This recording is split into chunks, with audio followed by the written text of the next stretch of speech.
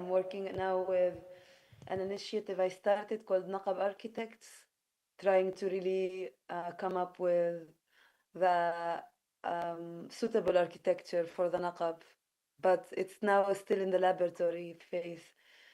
So maybe with this being said, I will take you to the Naqab and just share a bit of my practices and how everything have started. But before I start with the council I have created with the villages of the south, I want to show you the Israeli map site. It's called GovMap. It obviously draws Israel in a different color than all of the rest of the Middle East, which is what is desired of from this territory. And then we have Gaza being blurred, pixelated, and other sites in the Naqab being pixelated. We can see that the West Bank is no longer the West Bank. There is no borders anymore. And I will take you from all of Palestine to this area that very little people know about. Actually, even friends from Al Urdun and all the Palestinians in the diaspora end up usually asking me while being embarrassed, where is the Naqab? We don't know where is it on the map. So this is the Naqab. This is where we used to be at also before 1948, and after it we were all moved to the east side. I will shortly just describe for you an extreme phenomena of what it means to be Bedouin and to live under the Israeli governance. It basically means that most of the Bedouin villages, if we look at this map, they don't exist on the map. So you have Bir al-Saba, you have names of tribes, but you don't have names of villages. So let's say this is the village of Bir al-Hamam, it doesn't exist. The village of Al-Gharra, it doesn't exist. Al-Sirre doesn't exist. They sometimes write names of tribes, but not of villages as a territory that belongs to anyone. And like this example, we have 50 villages that what I spent the last few years doing is to map them, put them on the map, believing, and I think this is where I start to speak about the methodology we're trying to encourage and to develop in the Naqab, where we don't seek for recognition from an oppressive colonial entity, but we seek for recognition from ourselves, where we map our villages and we build our own houses based on the materials that we have around us. Obviously, this is still a very broad vision that is taking shape bit by bit, but I will start showing you the parts of the vision I'm involved in. Also wanting to say that a lot is happening also out of the radius of my personal activity.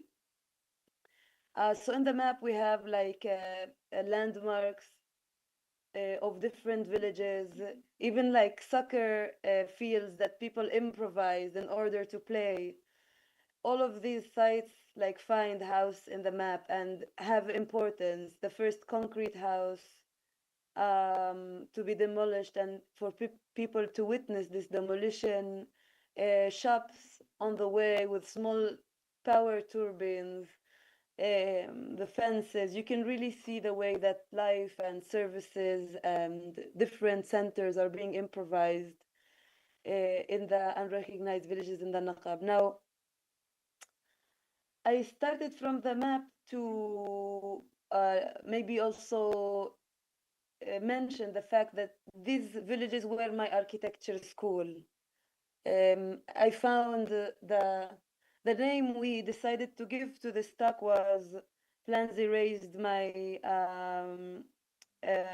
plans planned erased my land and I lost my way back home. And I think it's kind of true. I think I grew up in a township like Tal Saba, the one you see on the left, that I want to come closer. Sometimes the zoom in view is really important, but this is the kind of township that were planned for us to live in.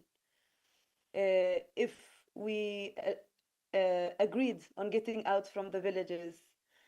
And growing up in these towns, I really could see that I am alien to them. I don't resonate with these spaces. They don't say any truth to me. And I started searching for the special truths in the unrecognized villages, and ending up being enormously inspired by the way that these villages have developed autonomous systems that has been operating and functioning for over 70 years, away from any kind of government or controlling forces. So I don't think I'm the only one who has to learn from the unrecognized villages. I think many of us have to learn from these spaces. One of the most painful but also impressive mechanisms that we can learn from while observing the villages in the Naqab are the demolition mechanisms that are followed also by the building mechanism. So we have two parallel actions or two parallel methodologies that keep on developing and improving. Let's say we get better in improving our building techniques, building that you cannot see, building that seems to be old but is actually new, building that is light, building that is mobile and moving, all of these uh, inventions just to be able to build a house without it being demolished. And on the other hand, we have the demolition machine of the government that also keeps on improving, finding new means of noticing new buildings, demolishing houses, convincing the people to demolish their own houses. So observing and operating in these fields, I think that I was urged to also be, besides mapping them, maybe try to come up with some form of alternative mean for building, because the result was a landscape full of concrete that is hiding the earth, hiding the ground, and playing as a daily reminder for us for what will happen to you if you dare to build a home. What will happen to you if you dare to exist freely? And as an architect and a builder and an activist in the unrecognized villages, I was really wondering what would be the best way to build in that case. What would be the best way to build if let me share the screen again. Yeah. So yes, the question was what would be the best way to build if we keep on ignoring the government and at the same time give attention to the local materials we have, so it will be a little bit more cheap, and at the same time also build houses that in case there will be demolitions will help us design our landscape and not just cover it and threaten us. And I think from there many ideas emerged. One of them is a project I was running along a year with Haytham Kanaan in a farm in the northern Palestine. I think architects and farmers should always work together, personally, because it's an amazing it's an amazing way to merge two worlds that are very connected to each other in a very interesting way. So with Haytham, we ended up building many structures with palm trees that we have also in many farms in the Naqab. Eventually, we created a small little prototype in Amman, believing that we need to get out of the naqab, we need to get out from Palestine in order to also free ourselves from certain beliefs and certain fears also. In the laboratory, we had an amazing group. Most of them are with you in the conference, and I wish I could come. I couldn't come because of the visa and the politics, and I guess my meaningless blue passport. Blue, when we say blue, we mean Israeli, unfortunately. But I think we all learned a lot from this week of production of this structure. And this year, the palm tree structure will also be built in the Naqab for a cultural center. So it's an ongoing laboratory of how do we build with what we have, a building that if it gets demolished, it adds to our landscapes in a way that is first doesn't wait for recognition from the government, doesn't wait from aid from abroad, doesn't wait from Europeans to save us and from of saviors, and at the same time knowing that this is probably not how we would want to live if we had freedom and if we had more control over our resources, but this is how we can actually own our living until we have more say on our life and more freedom to act upon it in the most suitable and dignified form. On the bottom, I just brought a small sample of the shelters we started digging in some of the villages during the genocide, which was also another kind of attempt to find solution with our own hands, by our own people, by our own villages, without waiting for, again, savior entities to bring meaningless solutions that also are brought only to small percentage of the society. During the genocide, I think there was many Israeli donors that wanted to donate few shelters for a few families, and I just found this solution absurd because we don't operate this way. And in the Naqab, if we have a